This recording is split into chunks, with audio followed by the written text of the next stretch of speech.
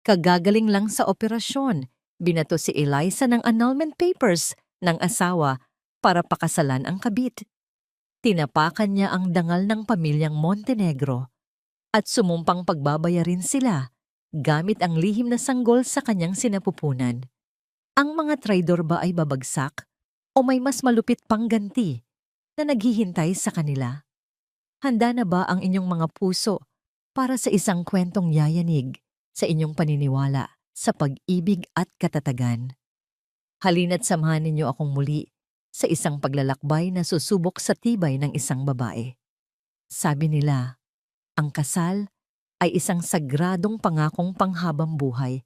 Ngunit paano kung ang mismong taong nangako sa iyo sa harap ng altar ang siyang unang dudurog sa iyong puso sa panahong pinakakailangan mo siya? Ang unang gumising kay Eliza Reyes ay hindi ang sikat ng araw, kundi ang pamilyar na amoy ng ospital, isang pinaghalong amoy ng antiseptiko at kalungkutan na kumapit na sa kanyang balat sa mga nakaraang taon. Idinilat niya ang kanyang mga mata, naramdaman ang pagod sa bawat hibla ng kanyang kalamnan at ang pamilyar na kirot sa kanyang sinapupunan. Isang kirot na hindi lamang pisikal, kundi emosyonal. Ang kirot ng kawalan. Muli, nabigo siya. Pang-apat na beses. Ang maliit na anghel na inalagaan niya sa loob ng ilang buwan ay muling kinuha sa kanya. Lumingon siya sa kanyang tabi. Umaasang makikita ang kamay ng kanyang asawa, si Julian, na handang hawakan ang kanya. Ngunit ang nakita niya ay si Julian na nakatayo malapit sa bintana, nakatalikod sa kanya. Ang mga balikat ay tuwid at tila hindi maabot. 6 na taon na silang kasal, ngunit sa sandaling iyon, pakiramdam ni Eliza ay mas malayo pa ito sa kanya kaysa sa buwan. Julian, mahinang tawag niya. Garalgal ang kanyang boses. Dahan-dahan itong lumingon. Walang bakas ng pag-aalala sa mukha nito. Walang simpatiya sa mga mata. Tanging isang malamig na distansya na hindi pa niya nakita kailanman. May dala itong isang folder na gawa sa mamahaling leather. "Gising ka na pala," sabi nito sa isang tonong walang emosyon na tila ba isang estranghero lamang ang kausap. Lumakad ito palapit sa kama, hindi para alalayan siya o haplusin ang kanyang buhok, kundi para ilapag ang folder sa maliit na mesa sa tabi niya. Binuksan nito iyon at inilabas ang ilang piraso ng papel. "Kailangan mong pirmahan to, Eliza." Sinubukan ni Elisang bumangon, ngunit isang matinding kirot ang pumigil sa kanya. Napangiwi siya. "Ano iyan, Julian? Papeles para sa ospital?" Umiling si Julian, hindi man lang siya tinitingnan sa mata. "Annulment papers." Ang dalawang salitang iyon ay tumama kay Eliza ng mas malakas kaysa sa anumang pisikal na sakit. Para siyang binuhusan ng nagyayelong tubig. Tinitigan niya ang asawa, naghahanap ng kahit anong pahiwatig na nagbibiro lamang ito. Isang masamang panaginip. Ngunit ang mukha ni Julian ay blanko. Isang maskarang hindi niya mabasa. "Ano? Julian, hindi kita maintindihan." Nanginginig niyang sabi. "Kakawala lang ng anak natin. Ngayon mo pa to gagawin?" "Hindi na to uubra, Eliza," mariing sabi ni Julian. Ang bawat salita ay tila isang patalim. 6 na taon, 4 na beses. Ang pamilya ko, kailangan nila ng tagapagmana, isang anak na lalaki, at hindi mo yun kayang ibigay. Sa likod ni Julian, bumukas ang pinto ng kwarto. Pumasok ang biyenan niyang si Adelaida Montenegro, nakasuot ng isang eleganteng itim na bestida. Ang mukha ay puno ng paghamak. Ang presensya pa lang nito ay sapat na para palamigin ang buong silid. "Narinig mo ang anak ko, Eliza," sabi ni Adelaida. Ang boses ay kasing talim ng tingin. "Tapos na ang pagpapanggap. Isa kang kahihiyan sa pangalan ng mga Montenegro. Isang baog na babae na walang ibang idinulot kundi kabiguan."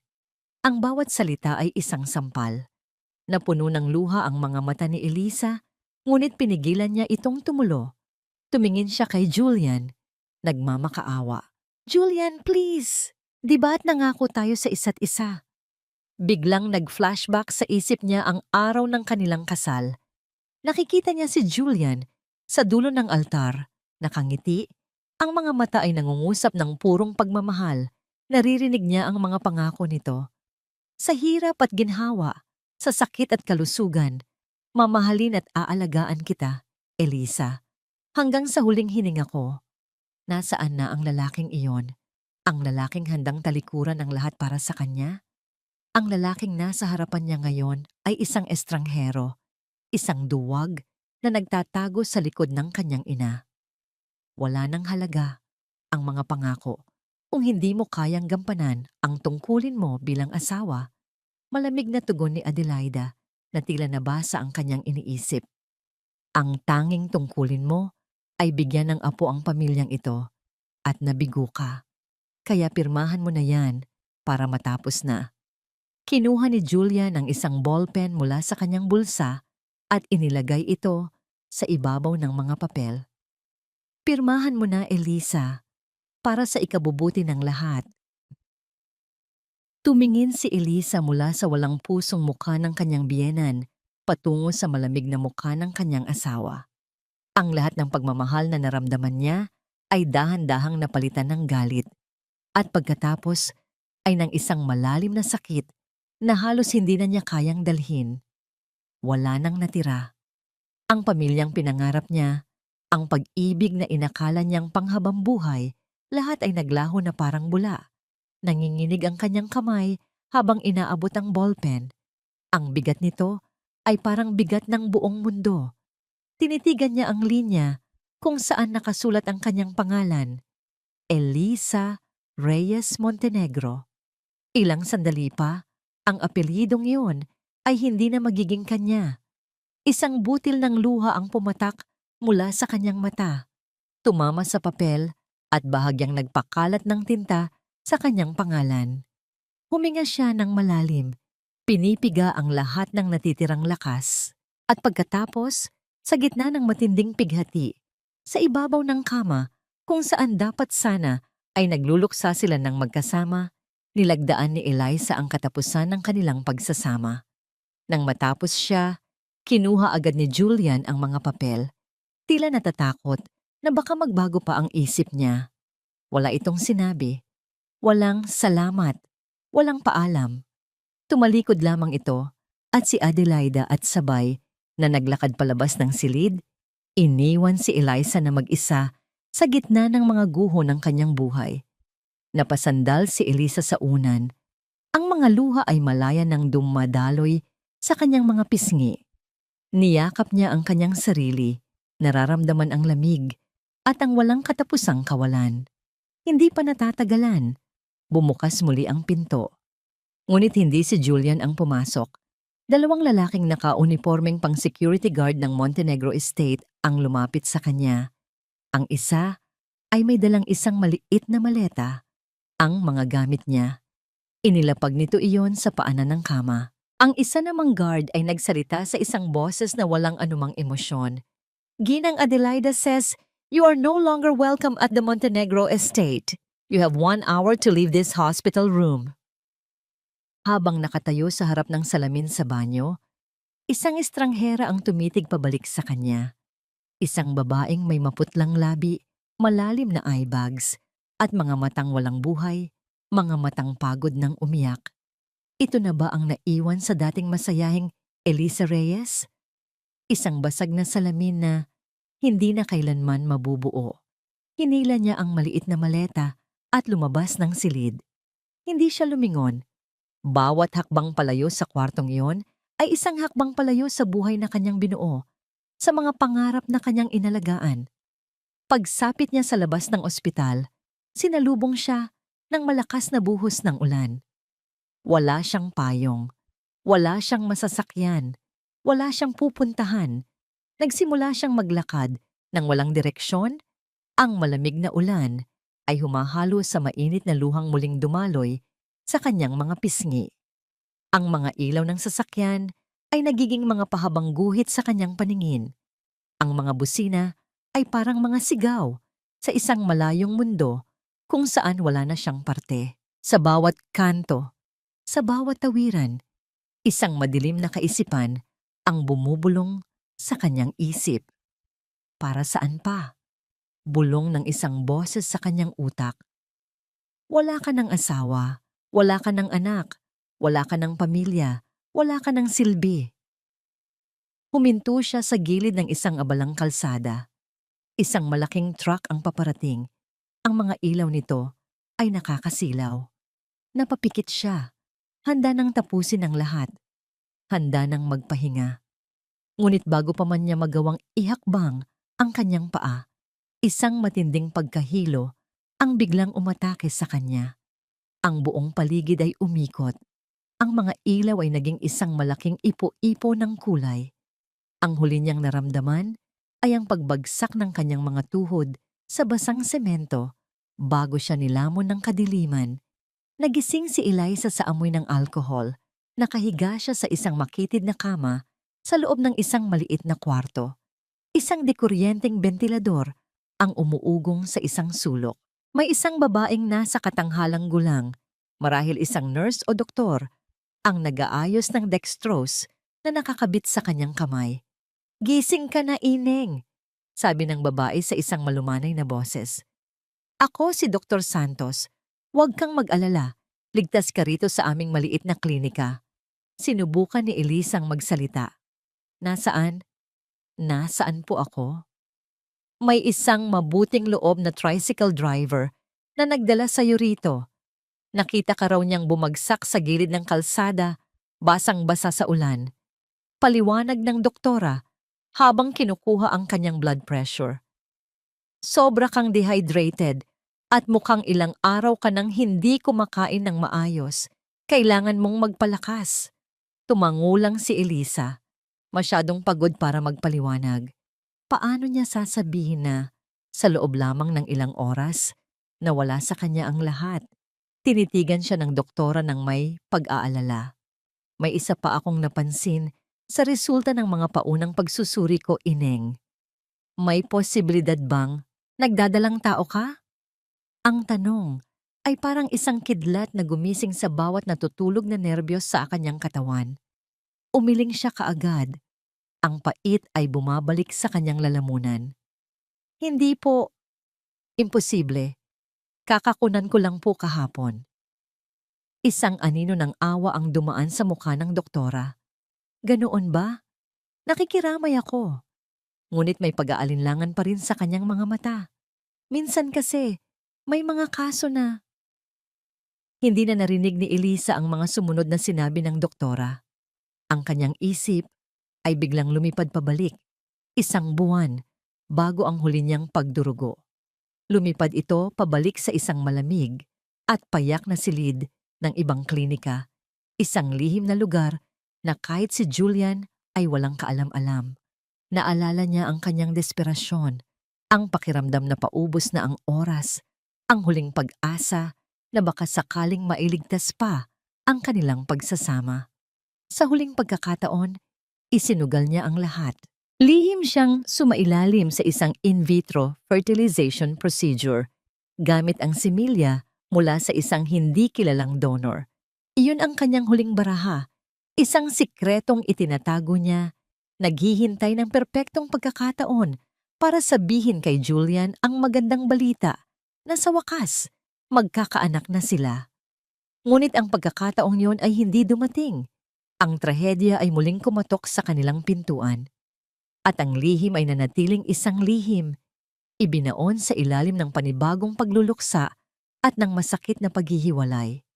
Paano kung isang napakaliit na kislap ng pag-asa, isang nakakatakot, hindi ka pani-paniwalang pag-asa, ang nagsimulang sumibol sa kanyang durog na puso? "Doktora, pwede na po ba akong umalis?" Nanginginig niyang tanong. "Pero Ineng, kailangan mo pang magpahinga." "Pakiusap po."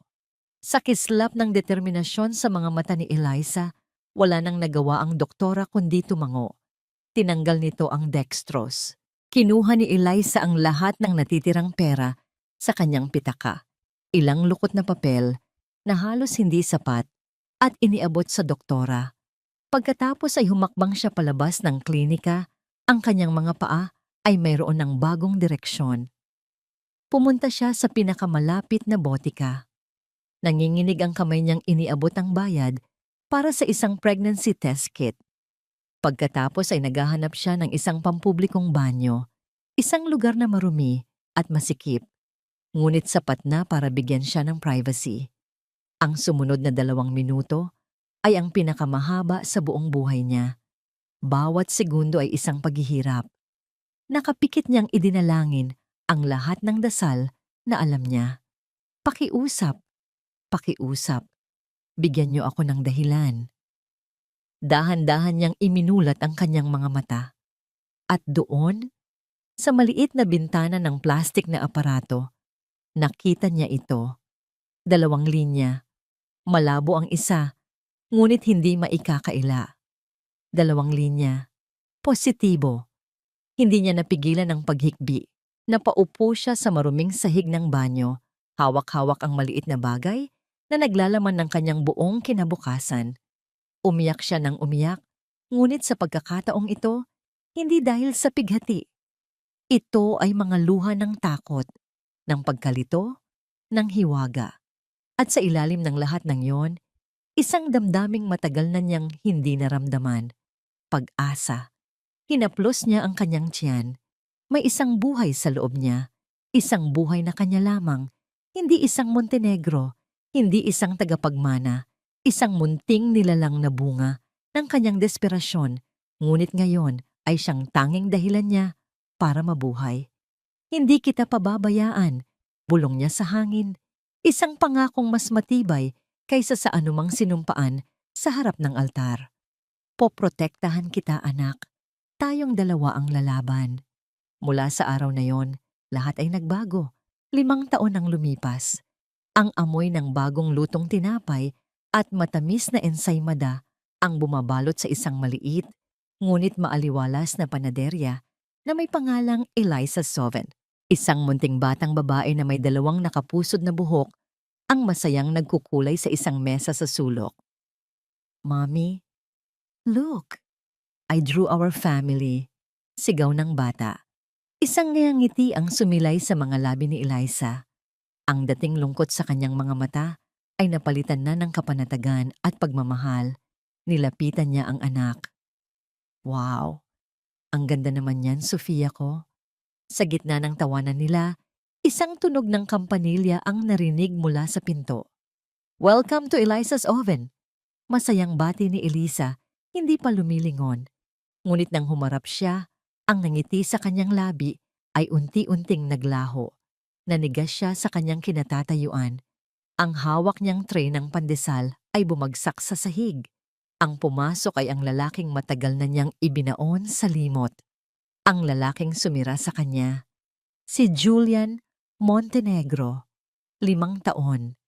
Para kay Julian Montenegro, ang 5 taon ay isang mahabang, walang katapusang pagkakamali. Isang pagkakamali na araw-araw niyang pinagsisisihan sa bawat paggising niya sa isang malamig na kama sa tabi ng isang babaeng asawa niya lamang sa papel. Ang umagang yon ay nagsimula sa isang pamilyar na katahimikan. Si Cassandra, ang kanyang asawa, ay tahimik na kumakain ng almusal habang ang mga daliri ay walang tigil na gumagalaw sa screen ng kanyang telepono. Isang perpektong larawan ng isang modernong mag-asawa mula sa alta sosyedad, magkasama ngunit magkalayo. "My OBGYN called. Negative again." Sabi ni Cassandra, hindi man lang inaalis ang tingin sa telepono. Walang emosyon. Parang nag-uulat lang ng panahon. Isang pamilyar na kirot ang kumalat sa dibdib ni Julian. "There's always next month," sagot niya.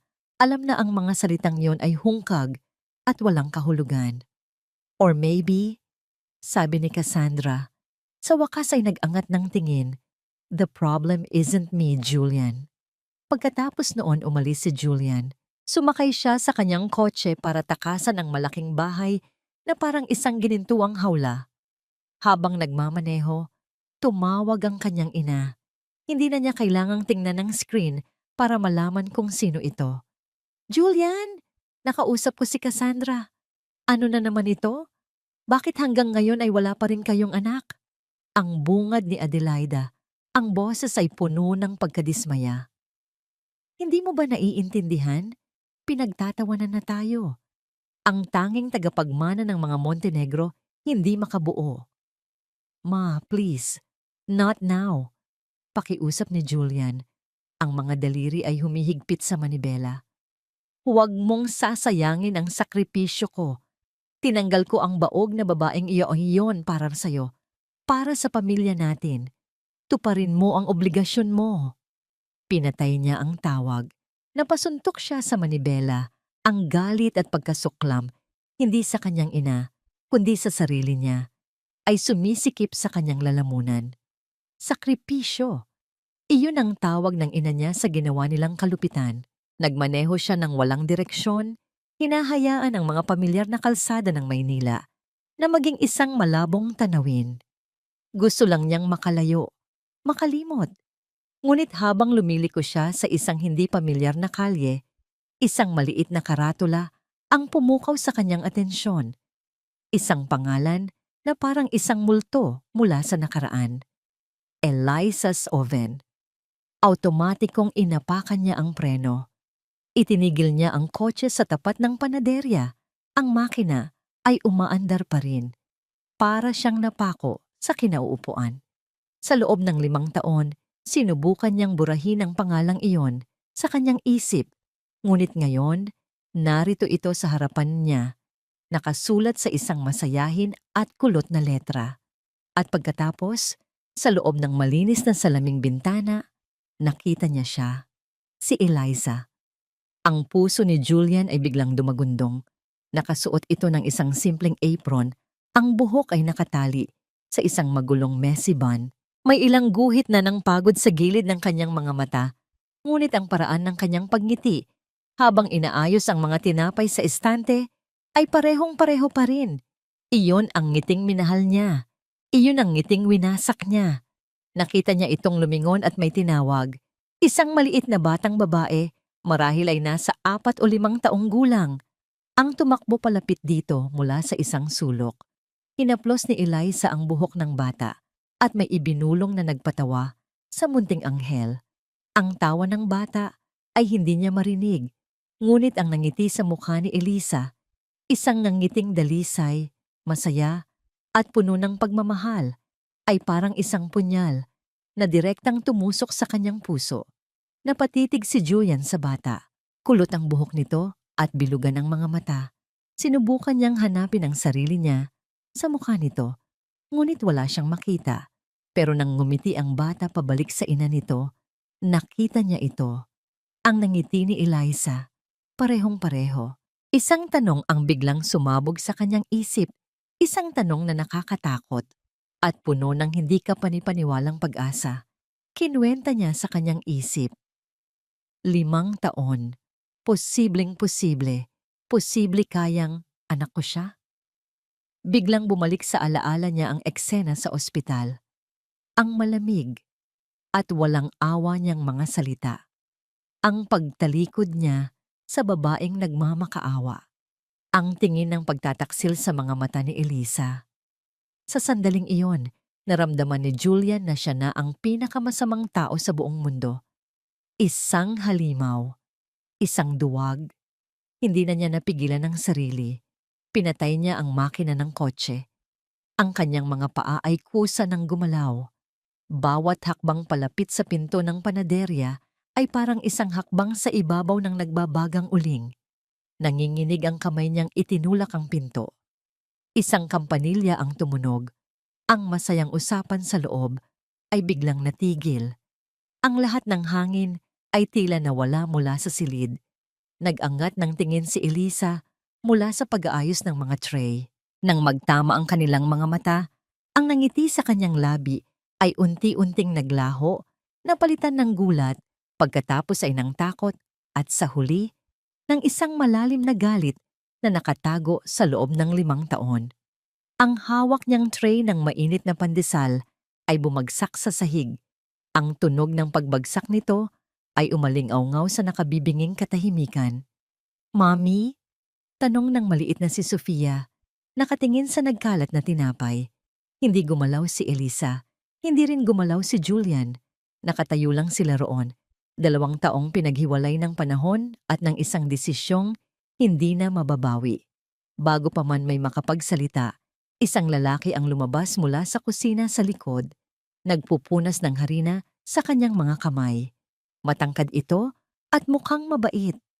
Nang makita niya ang tensyon sa silid at ang nanlalaking mata ni Eliza, agad siyang lumapit.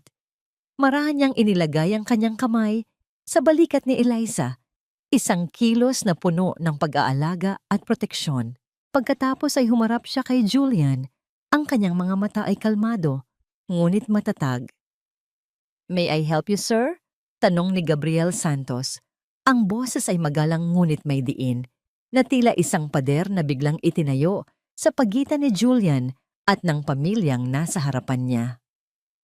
Ang pagdating ni Julian Montenegro sa Eliza's oven ay parang isang malaking bato na inihagis sa isang payapang lawa. Ang mga alon ng tensyon at takot na nilikha nito ay patuloy na humahampas sa pampang ng bagong buhay na binuo ni Eliza. Nagbabantang sirain ang lahat ng pinaghirapan niya. Sa mga sumunod na araw, ang presensya ni Julian ay naging isang anino na laging nakabantay. Hindi na ito muling pumasok sa loob ng panaderya, ngunit palagi itong naroon. Nakikita ni Eliza ang kanyang itim at makintab na kotse na nakaparada sa kabilang kalsada. Nakatigil doon ng ilang oras. Isang araw, habang pauwi sila ni Sofia, nakita niya itong nakatayo sa di kalayuan. Pinagmamasdan sila mula sa likod ng isang puno. Bawat sulyap, bawat pagkakataon na makita niya ang sasakyan ay nagbabalik ng lahat ng sakit. Ang takot na minsan na niyang naramdaman ay muling gumapang sa kanyang puso. Takot na baka kunin sa kanya ang lahat. Muli, isang hapon, habang nag-aayos si Eliza ng mga bagong luto na cake, isang delivery boy ang pumasok na may dalang isang napakalaking bouquet ng mga puting rosas. Ang paborito niyang bulaklak. Walang card, walang pangalan.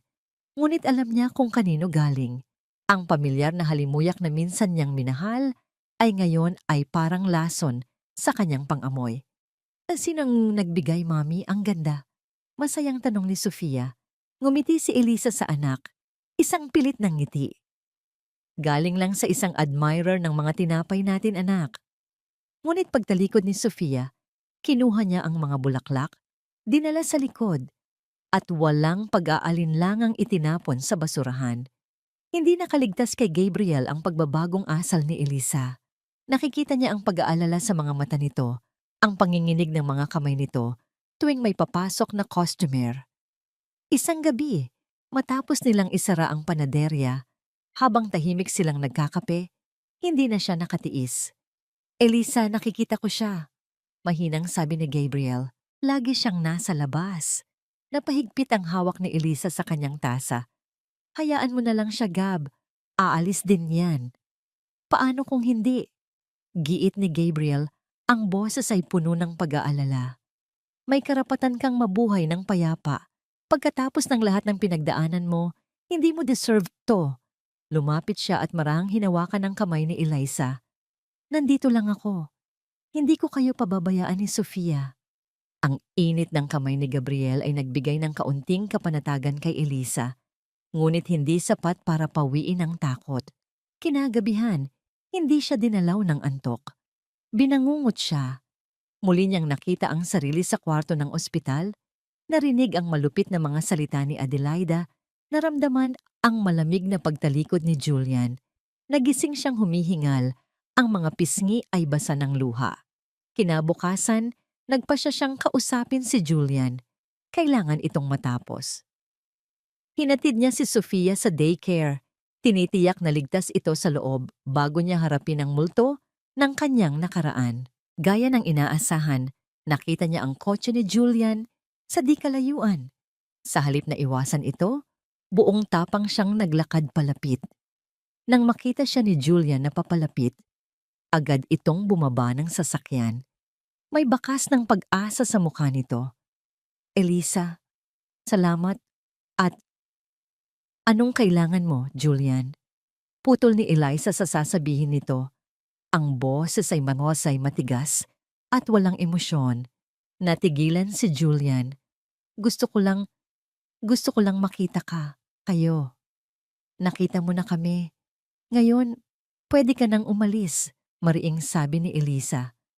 Lubayan mo na kami. Wala ka ng karapatan sa buhay namin.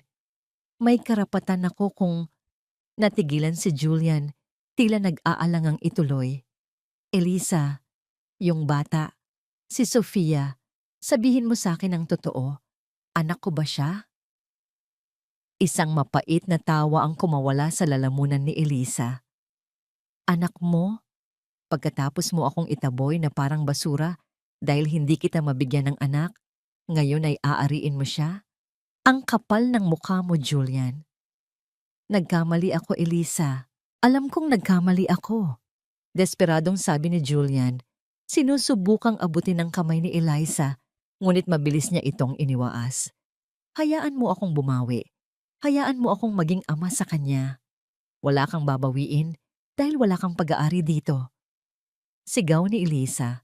Ang galit na matagal niyang kinimkim ay sumabog na.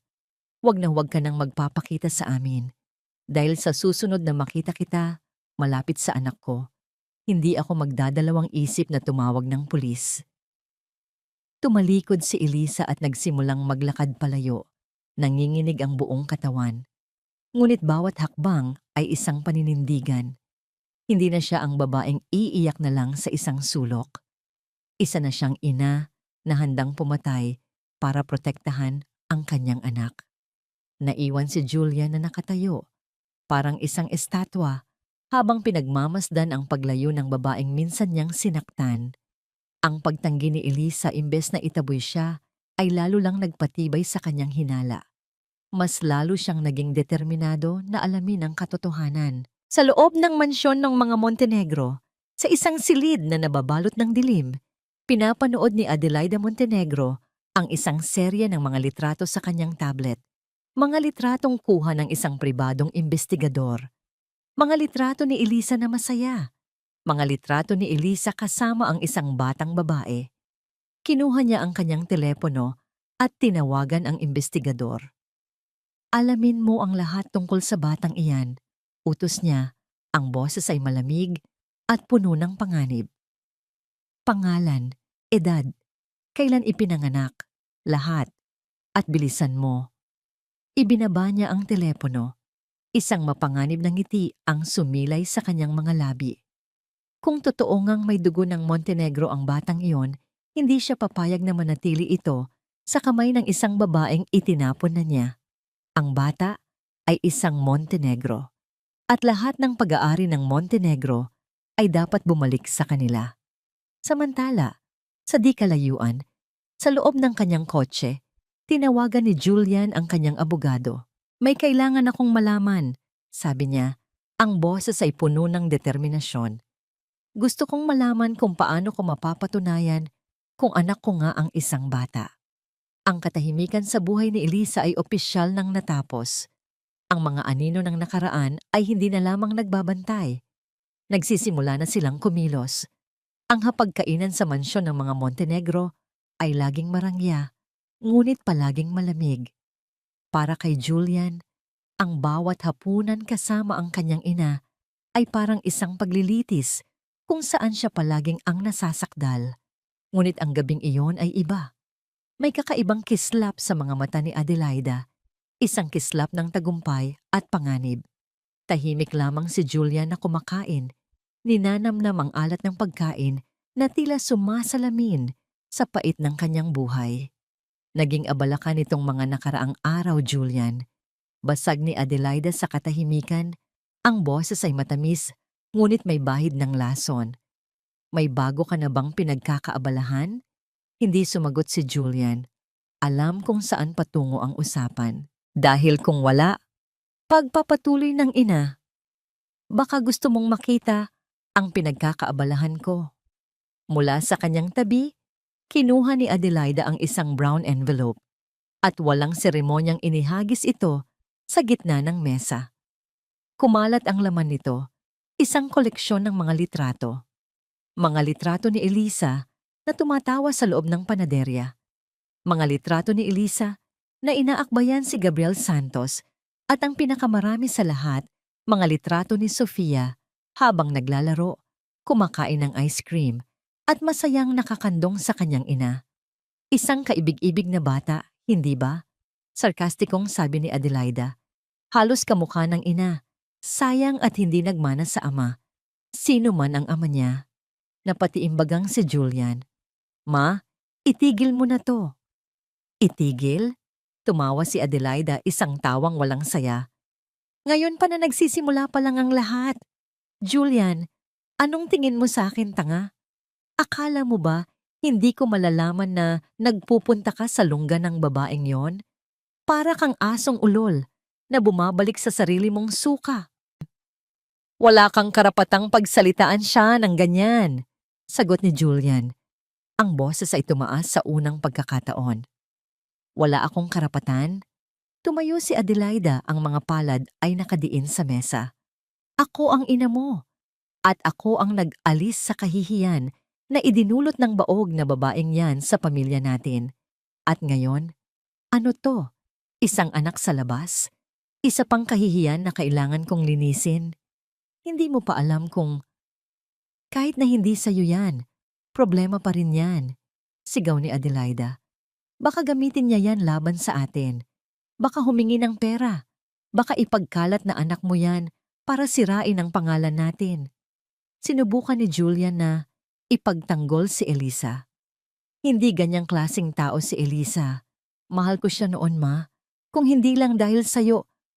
Isang malakas na sampal ang dumapo sa pisngi ni Julian, hindi mula sa palad ni Adelaida, kundi mula sa kanyang mga salita. Huwag na huwag mo akong sisisihin sa kahinaan mo. Kung tunay kang Montenegro, matagal mo nang tinupad ang obligasyon mo. Kung ayaw mong mapunta sa wala, ang lahat ng pinaghirapan ng ama mo, kung gusto mo pa ring matanggap ang mana mo, aayos ka. Ang banta ay malinaw.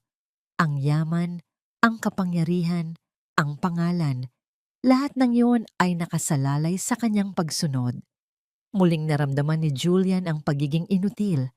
Ang binatang minsan ay handang talikuran ng lahat para kay Elisa ay matagal nang nawala. Pinalitan ng isang lalaking alipin ng kayamanan at takot. Napasandal na lang siya sa upuan, talunan. Kinabukasan narinig ni Julian ang kanyang ina na may kausap sa telepono sa loob ng library. Oo, tama ang narinig mo, sabi ni Adelaida sa kabilang linya.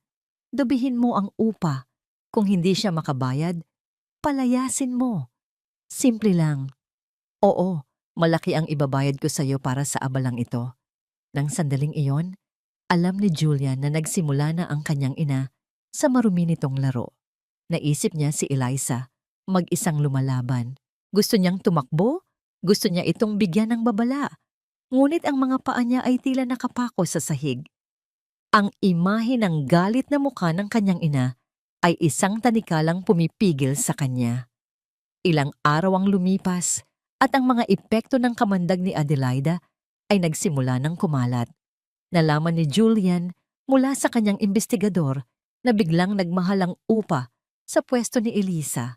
May mga dating costumer din daw na biglang hindi na bumabalik matapos makarinig ng mga chismis na si Elisa ay isang immoral na babae na hindi alam kung sino ang ama ng kanyang anak.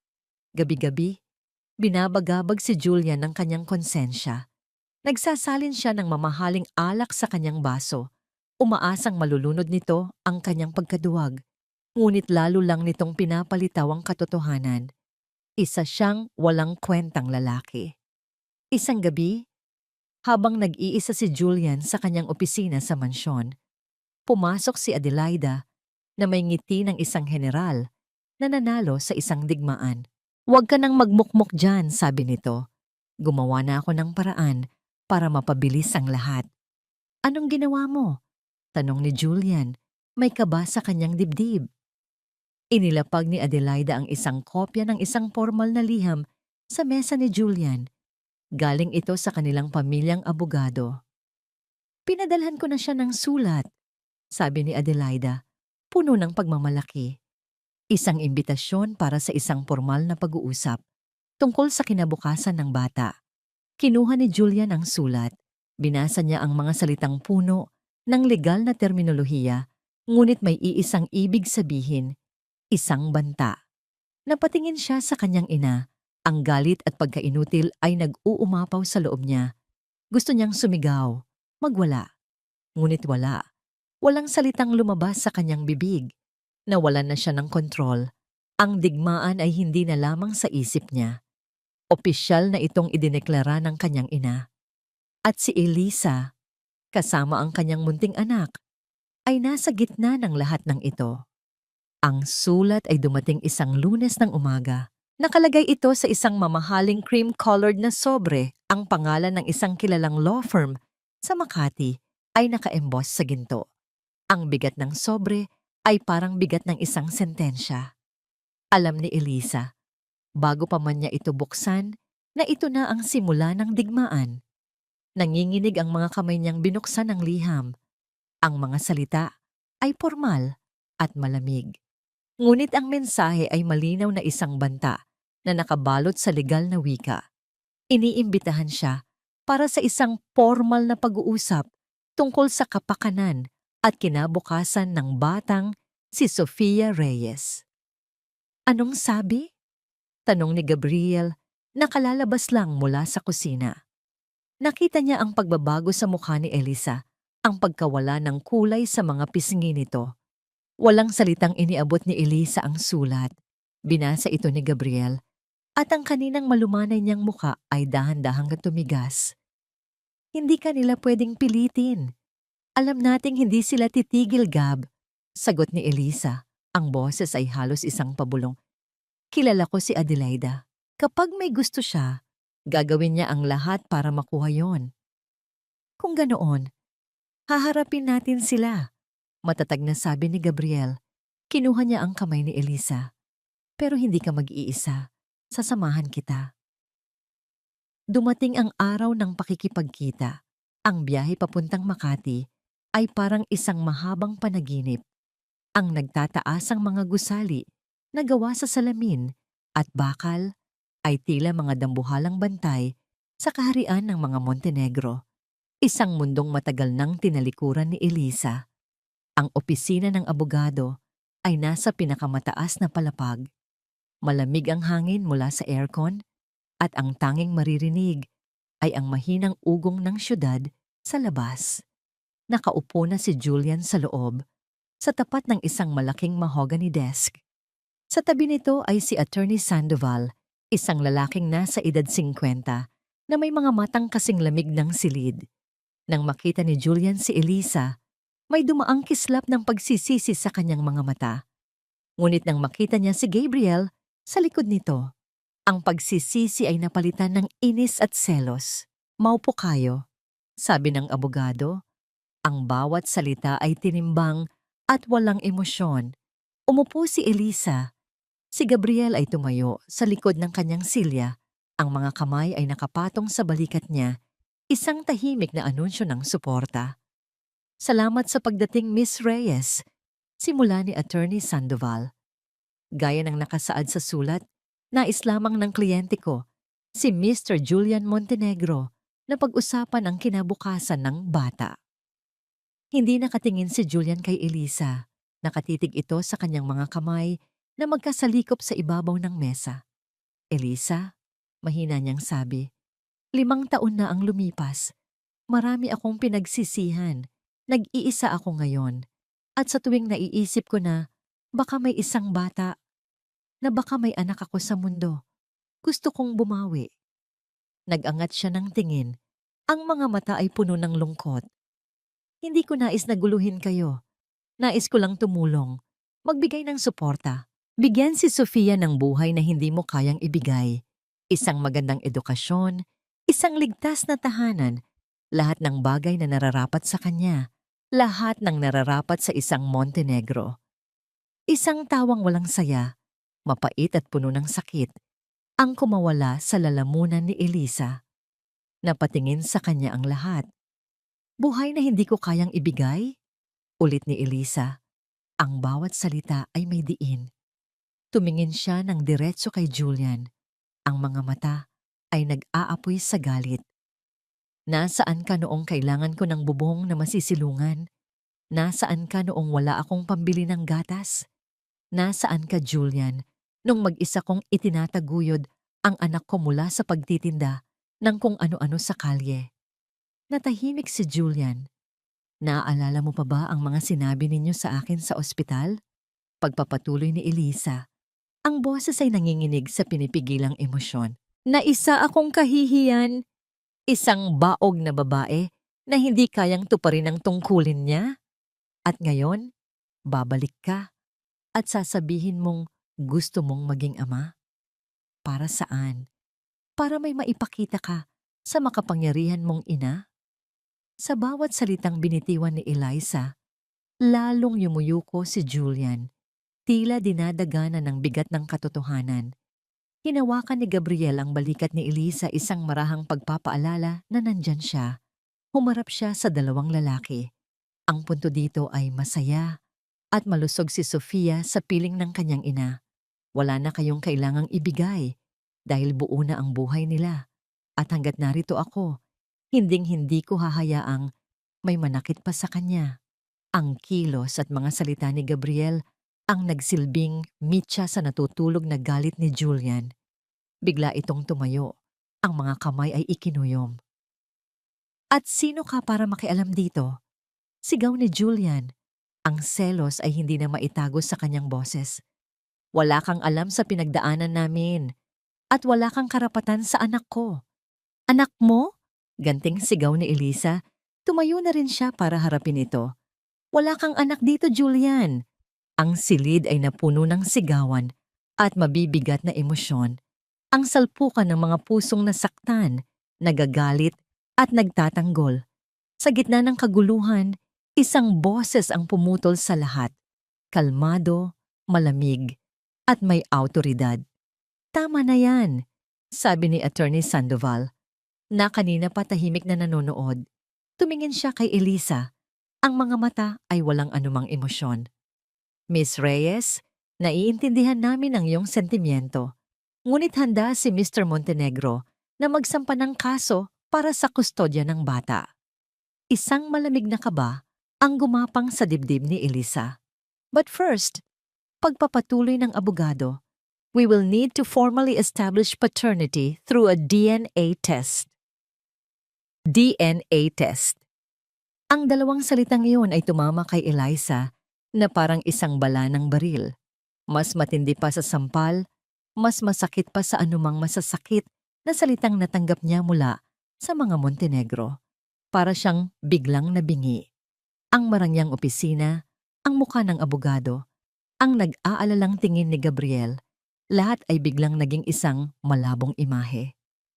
Ang tanging malinaw sa kanyang isip ay ang sikretong itinatago niya sa loob ng 6 na taon. Ang sikretong pundasyon ng buong buhay niya.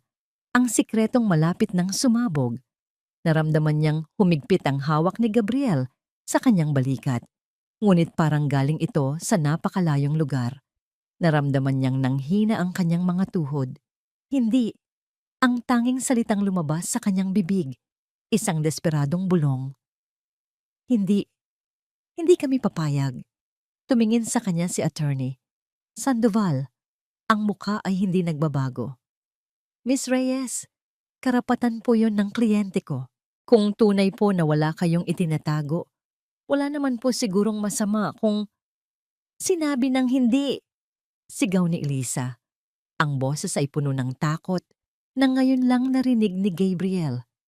Tumalikod siya. Hinila si Gabriel papalabas. Umalis na tayo dito, Gab. Please, umalis na tayo. Nataranta si Gabriel sa biglaang reaksyon ni Elisa. Hinayaan niya ang sarili na magpahila palabas ng opisina, papalabas ng gusali, hanggang sa makarating sila sa parking lot. Doon, sa tabi ng luma nilang sasakyan, napasandal si Elisa. Humihingal na parang tinakbo ang 1 milya. Ang mukha niya ay putlang-putla. Elisa, anong problema? Nag-aalalang tanong ni Gabriel, hinawakan ang kanyang mga braso. Okay ka lang? Huwag kang matakot. Hindi nila tayo mapipilit kung walang court order. Ngunit hindi maalis sa isip ni Eliza ang posibilidad. Court order. Alam niyang kayang-kaya iyong makuha ng mga Montenegro. Ang kanilang pera at impluensya ay kayang bilhin ang lahat. Hindi mo naiintindihan, Gab, sabi ni Eliza. Nanginginig ang boses. Hindi, hindi pwedeng mangyari yon. Hindi pwedeng magkaroon ng test. Bakit? Eliza, sabihin mo sa akin. Pakiusap ni Gabriel. Alam kong may iba pa. Ano ang kinakatakutan mo? Tumingin si Eliza sa mga mata ni Gabriel, ang mga matang laging nagbibigay sa kanya ng lakas at kapanatagan. Ngunit ngayon, hindi niya kayang salubungin ang mga tingin nito. Dahil paano niya sasabihin ang totoo? Paano niya aaminin na ang buhay na binuo nila, ang pamilyang itinuring na rin nitong sarili, ay nakatayo sa isang pundasyon ng kasinungalingan? Hindi siya makasagot. Umiwas siya ng tingin at umiyak na lamang. Sa mga sumunod na araw, ang buhay ni Eliza ay naging isang impyerno ng pagkabalisa. Ang bawat tunog ng telepono ay nagpapakaba sa kanya. Ang bawat sulat na dumarating ay parang isang hatol. Si Julian, na tila naging mas agresibo dahil sa pagtanggi niya, ay walang tigil sa pagtawag. Minsan, nagmamakaawa. Minsan, nagbabanta. Ano ba ang itinatago mo, Eliza? Sabi nito sa isang tawag. Bakit ayaw mo, lalo mo lang pinapatunayan na may karapatan ako? Sabihin mo na ang totoo. Pati si Adelaida ay kumilos na rin. Isang gabi, may kumatok sa pinto ng apartment nila. Isang babaeng nakapormal na kasuotan, isa sa mga tauhan ni Adelaida. Nag-abot ito ng isang alok, isang tseke na may napakalaking halaga, sapat para bumili ng bahay at magtayo ng mas malaking negosyo.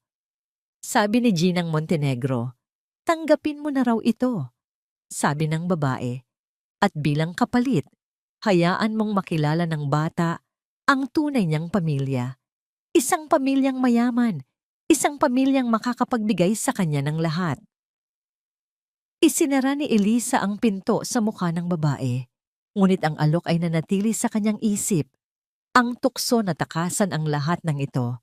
Isang gabi, habang pinagmamasdan niya si Sofia na mahimbing na natutulog, ang bigat ng kanyang sikreto at ang takot sa hinaharap ay tuluyang dumagan sa kanya. Niyakap niya ang kanyang anak. Ang mga luha ay tahimik na dumadaloy sa kanyang pisngi. Nagsisisi siya sa kanyang ginawa noon. Ngunit paano siya magsisisi sa isang bagay na nagbigay sa kanya ng pinakamamahal niyang kayamanan? Ang pagmamahal niya kay Sofia ay totoo. Ang pamilyang binuo nila ni Gabriel ay totoo. Ngunit lahat ng iyon ay nakasabit sa isang sinulid na anumang oras ay maaaring maputol. Dumating ang kinatatakutan niya makalipas ang isang linggo. Isang opisyal na sulat mula sa korte. Isang petisyon na inihain ni Julian Montenegro. At sa dulo nito, isang utos mula sa hukom. Isang mandatoryong DNA nakatakda sa susunod na linggo. Hawak-hawak ni Eliza ang papel. Ito na. Ito na ang katapusan. Wala na siyang matatakbuhan. Ang kasinungalingan na binuo niya para protektahan ang kanyang anak ay siya na ring mismong sisira sa kanila. Ang court order ay hindi lamang isang piraso ng papel. Para kay Eliza, ito ay isang pader na unti-unting lumalapit para ipitin siya. Sa bawat araw na lumilipas, ang pader ay mas bumibigat, ninanakaw ang hangin sa kanyang baga, ninanakaw ang liwanag sa kanyang mga mata. Tumigil siyang magbukas ng panaderya. Ang amoy ng bagong lutong tinapay na dati nagbibigay sa kanya ng saya ay napalitan ng amoy ng lumang kape at takot. Hindi na siya makakain, hindi na siya makatulog.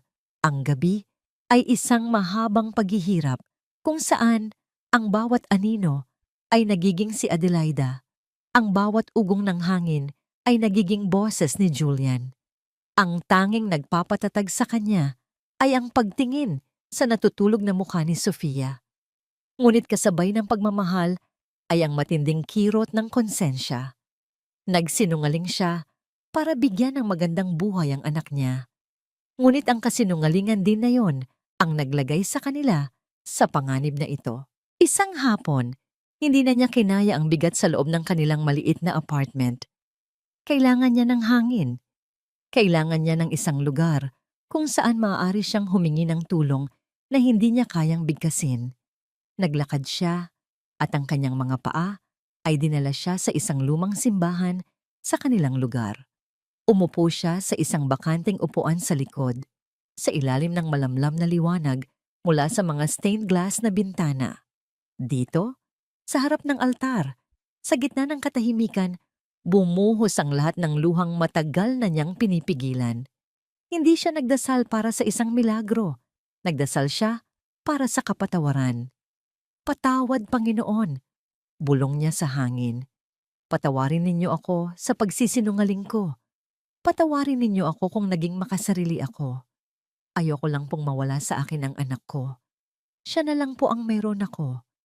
Bigyan niyo po ako ng lakas, isang pahiwatig, isang daan palabas. Naramdaman niyang may umupo sa tabi niya. Nang lumingon siya, nakita niya si Gabriel. Hindi ito nagsalita. Hinayaan lang siya nitong umiyak hanggang sa maubos ang kanyang mga luha. Nang sa wakas ay tumahan siya, nagsalita si Gabriel sa isang mahinang boses. Alam kong nahihirapan ka, Elisa, at alam kong mayroon kang mabigat na dinadala na hindi mo masabi sa akin. Pero gusto kong malaman mo, ano man yon, hindi magbabago ang tingin ko sa'yo. Lumuhod si Gabriel sa harap niya, sa malamig na sahig ng simbahan. Hindi ito naglabas ng singsing. Tinitigan lang siya nito sa mata. Ang mga mata ay puno ng isang klase ng pag-ibig na hindi nang hihingi ng kapalit. Pakasalan mo ako, Elisa, sabi nito. Hindi para takasan ang problema, kundi para harapin natin ito ng magkasama. Pakasalan mo ako, at legal kong aampunin si Sofia. Magiging santos siya. Magiging anak ko siya sa harap ng batas. Hindi na nila siya magagalaw. Hindi na nila kayo magagalaw. Hayaan mo akong protektahan kayo. Hayaan mo akong maging pamilya ninyo. Ang alok ni Gabriel ay isang sinag ng araw sa gitna ng kanyang kadiliman. Isang tulay sa ibabaw ng isang bangin. Ngunit alam niyang ang tulay na yon ay marupok. Kung tatanggapin niya ito, idadamay niya ang isang mabuting tao sa kanyang kasinungalingan. Isang panibagong kasinungalingan para takpan ang isang luma. Bago pa man siya makasagot, ang araw niya ay lalo pang naging isang bangungot. Pag-uwi nila, isang pamilyar na anino ang naghihintay sa labas ng kanilang pinto. Si Julian. Mukha itong pagod at miserable. Ang dating kumpiyansa ay napalitan ng desperasyon. Elisa, pakiusap. Mag-usap tayo. Sabi nito, ang boses ay garalgal. Hindi ko gustong saktan ka. Maniwala ka sa akin. Gusto ko lang malaman. Kung anak ko siya, kailangan kong malaman. Para may dahilan ako para lumaban. Para may dahilan ako para mabuhay. Nakatayo si Eliza sa gitna ng dalawang lalaki. Sa isang banda ay si Gabriel na nag-aalok ng isang ligtas na hinaharap na puno ng kasinungalingan. Sa kabilang banda ay si Julian, ang nakaraan na humihila sa kanya pabalik, na nag-aalok ng isang katotohanang sisira sa lahat. Sa loob ng kanyang apartment, sa ibabaw ng mesa, nakalatag ang court order, ang simbolo ng kanyang pagkatalo. Tumingin siya sa papel, pagkatapos ay kay Gabriel, at pagkatapos ay kay Julian. Pakiramdam niya ay guguho na ang mundo sa kanyang paanan. Wala nang matatakbuhan. All is lost. Dumating ang araw ng paghuhukom. Ang hangin sa loob ng DNA testing center ay mabigat at malamig. Sa isang sulok, nakaupo si Adelaida Montenegro. Ang mukha ay naglalarawan ng tagumpay, na para bang nanalo na siya sa isang loterya. Sa tabi nito ay si Julian, hindi mapakali. Ang mga mata ay nakatutok lamang kay Eliza at sa batang hawak niya. Si Sofia, na walang kamalay-malay sa bigat ng sitwasyon, ay mahigpit na nakayakap sa leeg ng kanyang ina. Mommy, I'm scared. Who are they? Hinalikan ni Eliza ang kanyang anak sa noo. Don't be scared, baby. Mommy is here. Sa likod niya, nakatayong parang isang pader si Gabriel, handang saluhin siya kung sakaling siya ay bumagsak. Huminga ng malalim si Eliza. Isang hiningang naglalaman ng lahat ng kanyang takot, pagsisisi, at pagmamahal. Tapos na ang pagtatago. Tapos na ang pag-iyak. Naglakad siya palapit sa mag-inang Montenegro. Tinaas niya ang kanyang noo. At sa unang pagkakataon, tiningnan niya si Julian ng diretso sa mga mata. Hindi bilang isang biktima, kundi bilang isang ina. Julian, sabi niya. Ang kanyang boses ay kalmado, ngunit matatag. Isang katahimikang nakakabingi bago ang isang malakas na bagyo. May sasabihin ako. Ang lahat ng ingay sa paligid ay naglaho. Ang tanging naririnig na lang ni Eliza ay ang mabilis na tibok ng kanyang sariling puso. Isang tambol na nagbabadya ng pagsabog ng katotohanang matagal niyang itinago. Nakatitig sa kanya ang mga mata ni Julian, puno ng pag-asa at kaba. Sa gilid, nakita niya ang nangisi sa mga labi ni Adelaida.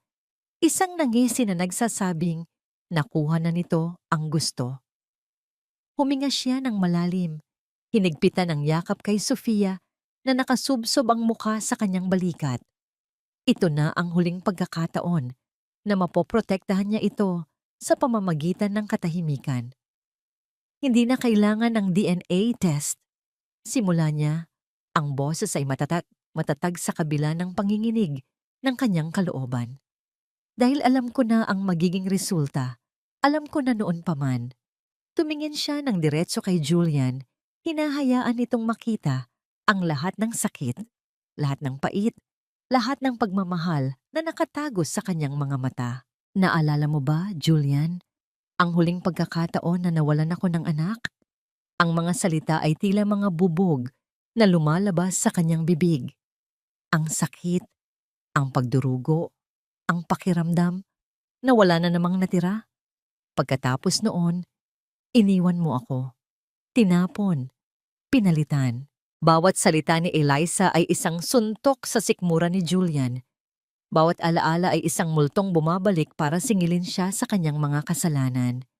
Ang imahe ni Eliza sa kama ng ospital, duguan at wasak, ay biglang naging napakalinaw sa kanyang isip.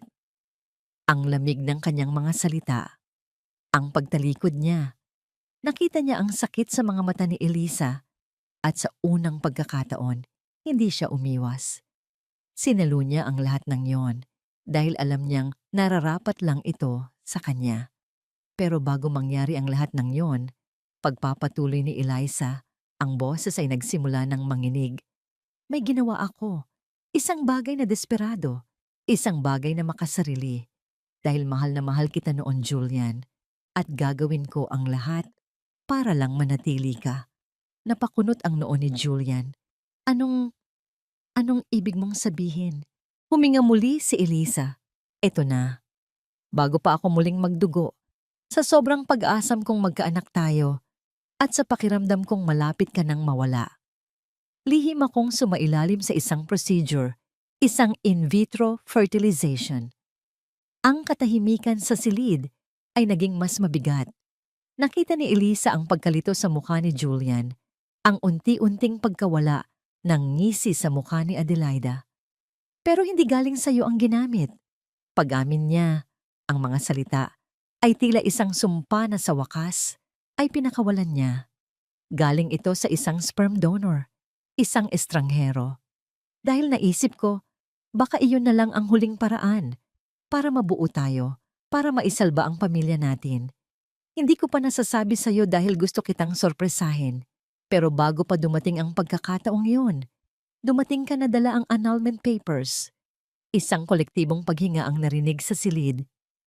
Kaya heto, sabi ni Eliza, habang hinahaplos ang buhok ni Sofia. Heto ang resulta. Hindi siya Montenegro, Julian. Hindi siya galing sa'yo. Galing siya sa akin, sa desisyon ko, sa pag-asa ko. At sa huli, siya ang nag-iisa kong kayamanan. Ang katotohanan, ito na pala ang katotohanang matagal niyang hinahanap. Ngunit hindi ito nagdulot ng kaluwagan. Hindi ito nagdulot ng galit. Ang tanging naramdaman ni Julian ay isang malawak, walang katapusang kalungkutan. Isang pagguho ng lahat ng bagay sa loob niya. Hindi dahil hindi niya anak si Sofia, kundi dahil sa wakas ay naunawaan na niya. Ang lalim ng desperasyon ni Elisa, ang tindi ng sakit na idinulot niya, ang kalupitan ng mga ginawa nila ng kanyang ina. Itinulak nila ang babaeng minsan niyang minahal sa isang desisyon na walang ibang pagpipilian. At pagkatapos ay pinarusahan pa nila ito dahil doon. Napatingin siya sa ina niya. Ang mukha ni Adelaida ay hindi na naglalarawan ng tagumpay, kundi ng purong galit at kahihiyan. Sinungaling! Sigaw ni Adelaida. Ang boses ay umaalingaw-ngaw sa buong silid. Isa kang maruming babae. Peke, how dare you make a mockery of my family's name? Isa kang kahihiyan. At doon, isang bagay sa loob ni Julian ang sumabog. Ang tanikalang pumipigil sa kanya sa loob ng maraming taon ay biglang naputol. Ang takot sa kanyang ina ay napalitan ng isang matinding galit. Tama na ma, sigaw ni Julian, isang sigaw na nagmula sa kaibuturan ng kanyang kaluluwa. Ang sigaw ng isang lalaking sa wakas ay natagpuan ng kanyang boses. Gulat na napatingin sa kanya si Adelaida at maging si Elisa. Hindi mo ba naririnig ang sarili mo? Humarap si Julian sa ina. Ang mga mata ay nag-aapoy. Siya ang sinungaling, siya ang kahihiyan. Tumingin ka sa salamin, ma. Tayo ang sumira sa kanya. Ako ang nagtulak sa kanya sa sitwasyong ito dahil sa sobrang kaduwagan ko, dahil mas pinili kong sundin ka kaysa sa puso ko. Humakbang siya palayo sa ina at palapit kay Elisa. Kasalanan ko to, Elisa. Lahat ng ito, kasalanan ko. Tumingin siya sa umiiyak na si Sofia, na ngayon ay takot na sa nangyayari. At sa batang iyon, na hindi niya kadugo, nakita niya ang lahat ng kanyang pagkakamali. Bumagsak ang mga balikat ni Julian, wasak, talunan, puno ng pagsisisi. Si Eliza, na nakakita sa wakas ng tunay na pagsisisi sa mga mata ni Julian, ay wala nang naramdamang galit. Tanging awa at isang malungkot na pagtanggap. Kinuha niya ang kamay ni Gabriel. Uwi na tayo, bulong niya. Tumango si Gabriel, inakbayan siya, at nagsimula silang maglakad papalayo. Iniwan nila ang gulo. Iniwan nila ang mga guho ng pamilyang Montenegro. Habang naglalakad, narinig ni Elisa ang huling sinabi ni Julian sa ina nito. Tapos na tayo. Ang biyahe ni Julian pauwi sa mansyon ay isang malabo at tahimik na paglalakbay. Hindi na niya kasama ang kanyang ina. Nagpaiwan ito sa klinika, marahil ay sinusubukang iligtas ang anumang natitira sa kanyang nasirang pride. Ngunit para kay Julian, wala nang dapat iligtas. Ang lahat ay abo na. Pagpasok niya sa malaking pinto ng mansyon, sinalubong siya ng katahimikan. Isang katahimikang masakit sa tainga. Ang bawat mamahaling gamit, bawat portrait na nakasabit sa dingding, ay tila nangungutya sa kanya. Mga simbolo ng kayamanang ipinagpalit niya sa tunay na kaligayahan. Umakyat siya sa kanyang kwarto, ang kwartong ibinabahagi nila ni Cassandra. Kinuha niya ang isang malaking maleta at walang emosyong sinimulang ilagay ang kanyang mga damit, sapatos, at personal na gamit. Hindi na siya nag-isip. Ang desisyon ay matagal nang nabuo sa kanyang isip. Ngayon lang siya nagkaroon ng lakas ng loob para isagawa ito. Anong ginagawa mo? Ang boses ni Cassandra ay bumasag sa katahimikan. Nakatayo ito sa may pinto, nakapamewang, ang mga mata ay walang mababakas na pag-aalala. Tanging pagkainis. Aalis na ako. Simpleng sagot ni Julian, hindi tumitigil sa pag-iimpake. Isang mapaklang tawa ang kumawala kay Cassandra. Aalis? At saan ka pupunta? Babalik sa basurerang yon? Nabalitaan ko na ang iskandalo. Huwag kang mag-alala, Julian. Mabilis kumalat ang balita. Kahiya-hiya. Hinarap siya ni Julian sa wakas. Ngunit walang galit sa kanyang mga mata. Tanging isang malalim na pagod. Tapusin na natin to, Cassandra. Alam nating pareho na matagal na itong tapos. At iwanan ang lahat ng ito? Tanong ni Cassandra. Iginagala ang tingin sa marangyang silid. Hindi ako tanga, Julian. Pero sige, kung gusto mong umalis, umalis ka. Pero huwag mong asahang makakakuha ka ng kahit isang kusing mula sa akin o sa pamilya ko. Wala akong kukunin, sagot ni Julian. Wala na akong pakialam sa pera. Natapos siyang mag-impake. Hinila niya ang maleta at naglakad papunta sa pinto. Huminto siya sa tapat ni Cassandra. Sa huling pagkakataon, tinignan niya ang babaeng naging asawa niya sa loob ng 5 taon. Sana mahanap mo ang kaligayahan mo, Cassandra. Yung totoo. Hindi na siya lumingon pa. Habang pababa siya ng hagdanan, nasalubong niya ang kanyang ina na kararating lang. Ang mukha ni Adelaida ay puno ng galit na hindi pa niya nakita kailanman. Saan ka pupunta, Julian Montenegro? Sigaw nito. Matapos mo akong ipahiya sa harap ng lahat, tatalikuran mo ako? Huminto si Julian. Hinarap niya ang ina, hindi na bilang isang anak na takot, kundi bilang isang lalaking nagpapalaya sa kanyang sarili. Hindi kita tinatalikuran, ma. Pinipili ko lang ang sarili ko. Sa unang pagkakataon, tapos na akong maging sunod-sunuran. Tapos na akong maging duwag. Kung lalabas ka sa pinto na yan, banta ni Adelaida. Nanginginig ang boses sa galit. Huwag ka nang babalik. Itatakwil kita bilang anak. Wala kang makukuhang mana. Isang maliit, malungkot na ngiti ang sumilay sa labi ni Julian. Hindi na mahalaga yon, ma. Dahil matagal ko nang nawala ang pinakamahalaga kong yaman. At sa mga salitang iyon, hinila niya ang kanyang maleta at lumabas sa pinto. Iniwan ang malamig at walang buhay na mansyon. Iniwan ang kanyang nakaraan. Samamantala, sa maliit at mainit na apartment ni Eliza, ang pakiramdam ay magaan. Ang bigat na matagal nang nakadagan sa kanyang dibdib ay sa wakas ay nawala. Ang katotohanan, kahit gaano kasakit, ay nagpalaya sa kanya. Nakaupo sila ni Gabriel sa sofa habang si Sofia ay mahimbing nang natutulog sa kwarto.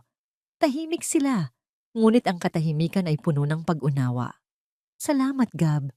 Basag ni Eliza sa katahimikan. Salamat sa hindi mo pag-iwan sa akin. Bakit naman kita iiwanan? Sagot ni Gabriel. Hinawakan ang kamay ni Eliza.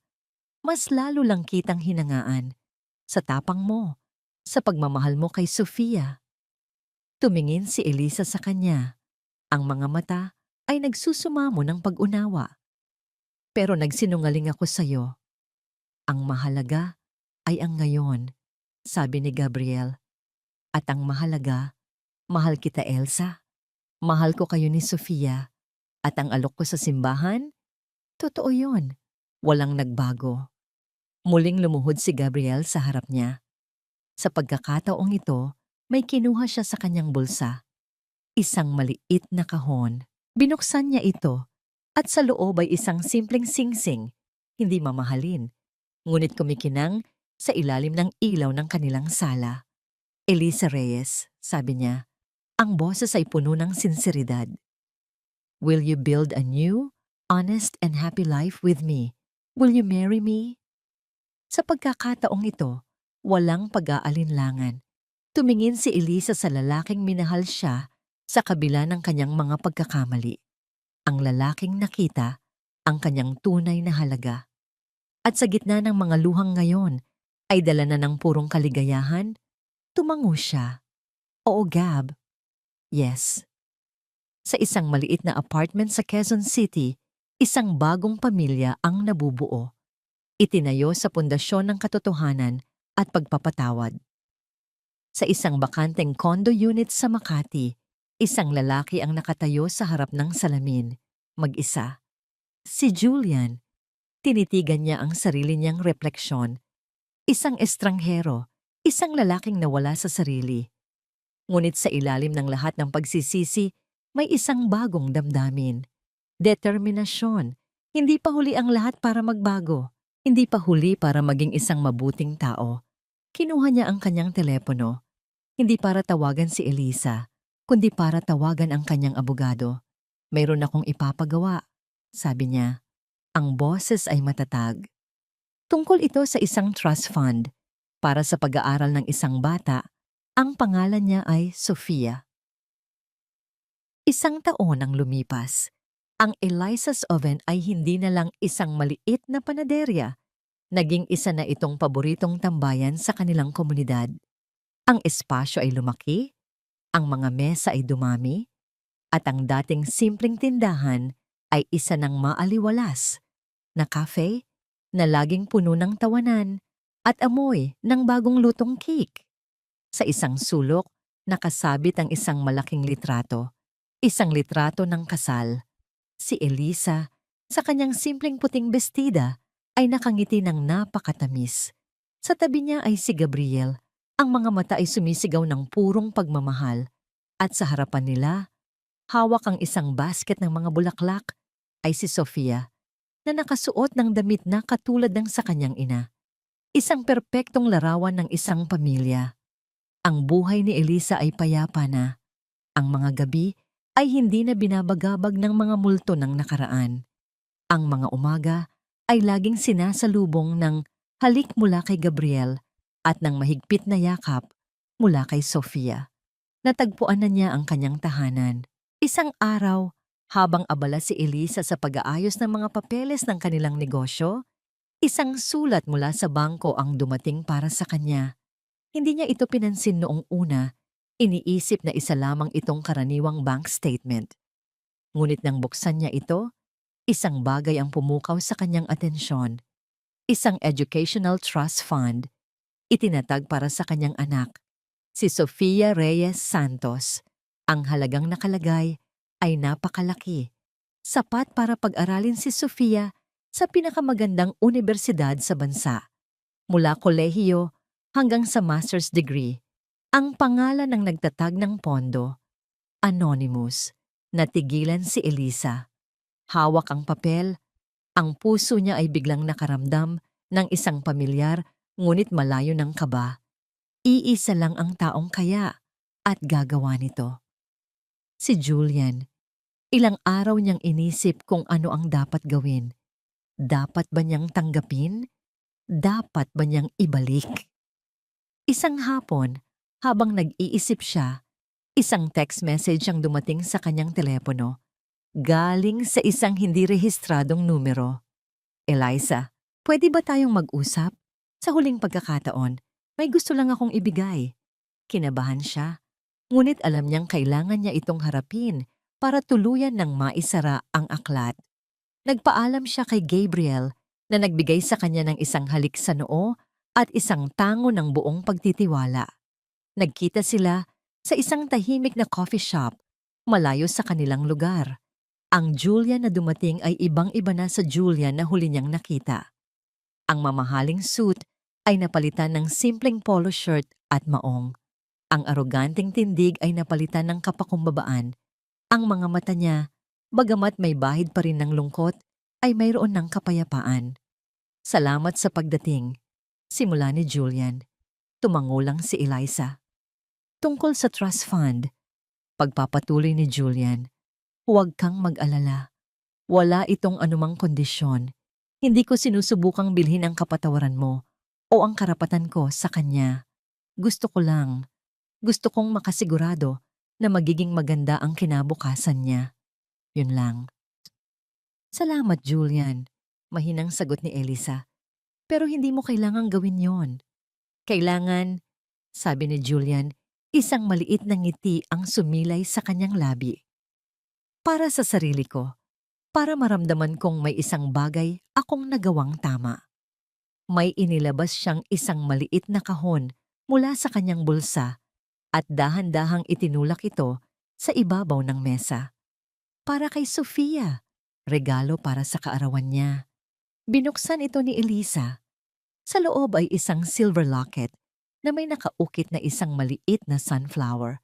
Simple, ngunit maganda.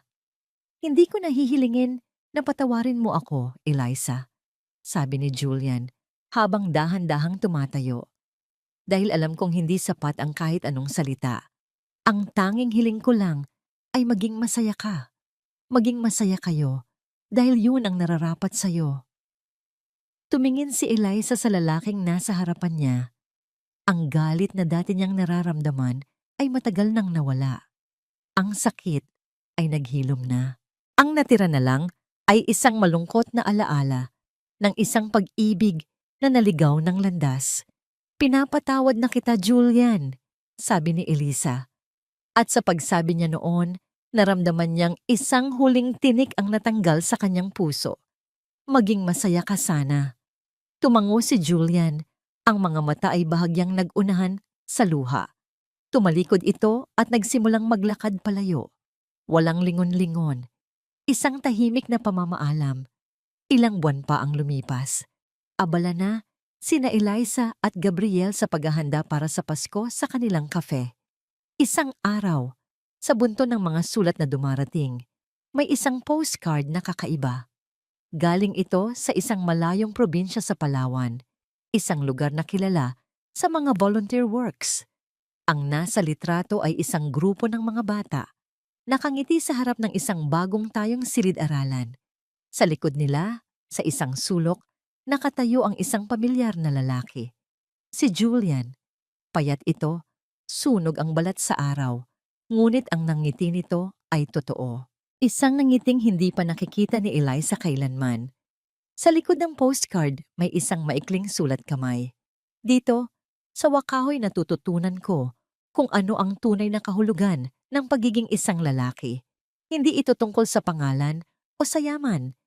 Ito ay tungkol sa pagtulong sa iba na muling bumangon. Ipinakita ni Eliza ang postcard kay Gabriel. Nagkatinginan sila at ngumiti. Isang nangiti ng kapayapaan. Ang bawat isa, sa kani-kanilang paraan, ay sa wakas, ay natagpuan na ang kanilang daan. Ang araw ay ginintuan at ang sinag nito ay tumatagos sa malaking salaming bintana ng Eliza's oven na ngayon ay mas kilala na bilang The Santos Cafe. Ang hangin ay puno ng pamilyar na samyo ng kape, tsokolate at pagmamahal. Ang mga pader ay pinalamutian ng mga masasayang litrato ng mga costumer at sa isang espesyal na pader, nakasabit ang mga drawing ni Sofia. Bawat isa ay isang makulay na kwento. Ngayon ay isang espesyal na araw. Ika-6 na anibersaryo ng kafe at ika-7 kaarawan ni Sofia. Sa gitna ng kafe, isang mahabang mesa ang nakaayos para sa selebrasyon. Si Elisa, nasuot pa rin ang kanyang paboritong apron, sa ibabaw ng isang simpleng bestida, ay abala sa pag-aayos ng mga bulaklak sa bawat mesa. Wala na ang bakas ng takot o lungkot sa kanyang mukha. Ang bawat ngiti niya ay abot sa kanyang mga mata. Isang testamento ng kapayapaang kanyang natagpuan. "Mommy, Mommy, look!" Tumatakbong lumapit si Sofia. Ang kanyang mga mata ay nagniningning sa tuwa. Hawak niya ang isang piraso ng papel. Isa na namang obra maestra. "Wow! Ano yan, sweetie?" Tanong ni Eliza, lumuhod para pantayan ng anak. Ipinakita ni Sofia ang kanyang drawing. 3 tao. Isang babae, isang lalaki, at isang batang babae sa gitna. Magkakahawak kamay. Sa itaas, nakasulat sa hindi pa perpektong letra, "My family." "Ang ganda-ganda naman, anak," sabi ni Elisa. Niyakap ng mahigpit si Sofia. "I love you so much." "I love you too, Mommy," sagot ni Sofia. "Where's Daddy?" "Right here, Princess." Lumabas si Gabriel mula sa kusina. May daladalang isang malaking chocolate cake na may 7 kandila. Ang dating simpleng panadero ay isa ng kumpiyansang negosyante, ngunit ang pagmamahal sa kanyang mga mata para sa mag-ina niya ay hindi nagbago. Happy birthday, Sofia ko! Bati ni Gabriel, maingat na inilapag ang cake sa mesa. Happy anniversary sa atin, mahal! Lumapit si Gabriel kay Eliza at binigyan ito ng isang mabilis ngunit matamis na halik. Salamat sa lahat, Eliza. Pinasaya mo ang buhay ko. Ikaw ang nagbigay sa akin ng lakas para muling maging masaya. Sagot ni Eliza, hinawakan ng pisngi ng asawa. Ikaw ang nagturo sa akin na ang tunay na pamilya ay hindi nakikita sa dugo, kundi sa pag-ibig na pinipili nating ibigay araw-araw. Tinawag nila ang kanilang mga staff na itinuturing na rin nilang pamilya at pinalibutan nila ang mesa. Kinantahan nila si Sofia ng happy birthday. Habang pinagmamasdan ni Eliza ang kanyang anak na nakapikit at taimtim na nagwi-wish, bago hipan ng mga kandila, isang nangiti ng pasasalamat ang sumilay sa kanyang mga labi. Naisip niya ang kanyang mahabang paglalakbay, ang sakit, ang luha, ang mga pagsubok. Naalala niya ang babaeng minsan ay wasak at nawalan ng pag-asa. Ngayon, habang nakatayo siya sa gitna ng kanyang munting paraiso, napagtanto niya na lahat ng sakit na yon ay may dahilan. Ang mga sugat ng nakaraan ang siyang nagpatatag sa kanya, ang nagturo sa kanya kung paano tunay na mahalin ang sarili, at ang nagdala sa kanya sa tahanang ito. Isang tahanan na hindi binuo sa isang marangyang apelyido o sa obligasyon na magkaroon ng tagapagmana.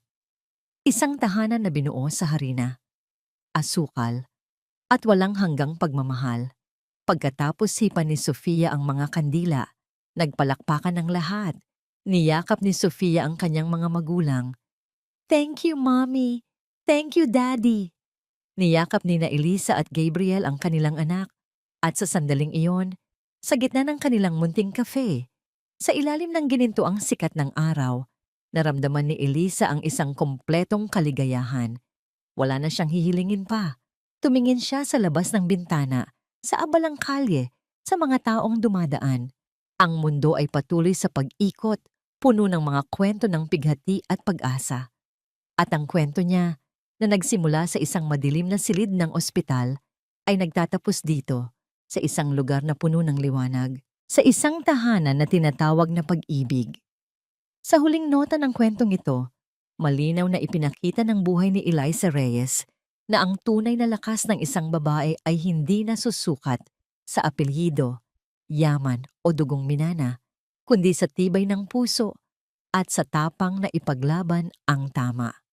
Ang mga pumili ng kasakiman at panlilinlang ay humarap sa sariling kaparusahan, habang ang mga nagmahal ng tapat ay ginantimpalaan ng kapayapaan at pag-asa.